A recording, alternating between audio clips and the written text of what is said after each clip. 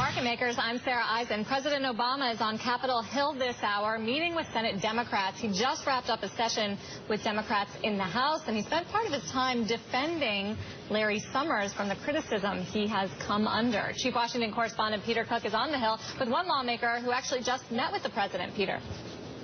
That's right, joined by Congressman Jim Himes of Connecticut, member of the House Financial Services Committee and the Intel Committee. And you were in that room with the president. First of all, thanks for the time. And sure.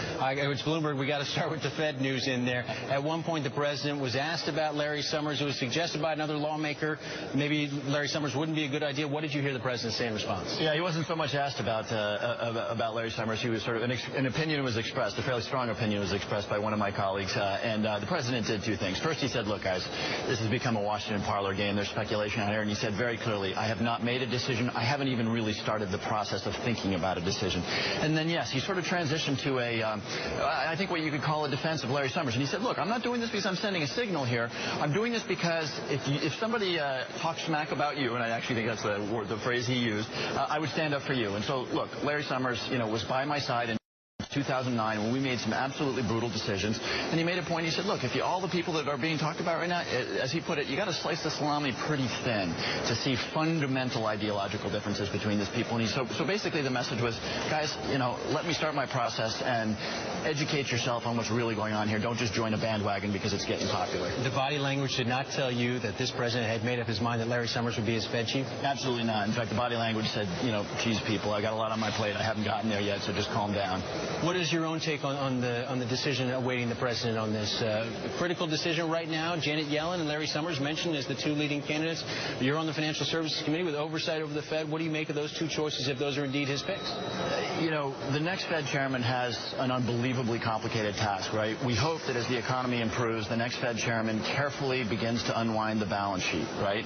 And that is a very fine-tuned mechanism that has to be, guided very carefully. And, I may have my personal opinions about Larry Summers or about Janet Yellen or about other candidates. The ones that are being talked about, I agree with the president. These are highly competent people. The Fed chairman is not going to be, working on taxation policy or educational policy. The next Fed chairman, of course, is two things. One, a technician, to begin unwinding that balance sheet, hopefully. And two, a consensus builder, needs to work with the FOMC and his people to make sure that there is a clear message coming out of the Fed. All right, let me ask you about the larger conversation you had with the president. We're going into this congressional recess. We've got the president on this big push for these economic ideas, including a new plan with regard to corporate taxes. What did you take away from that meeting and the looming fight we've got over the budget and the debt ceiling?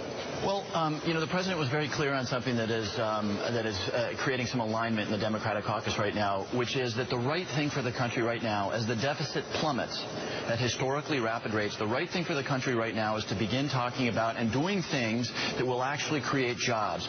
Jobs for the middle class. Somehow, in the face of immigration, which, by the way, is a job bill, the NSA and all the other things we talk about, sometimes that message gets lost that it's about jobs. And he made the point, it is so easy to explain to people that if you build a bridge, if you improve a highway, if you improve a railway, hundreds of people go to work to do that. And they go into their communities and eat in restaurants.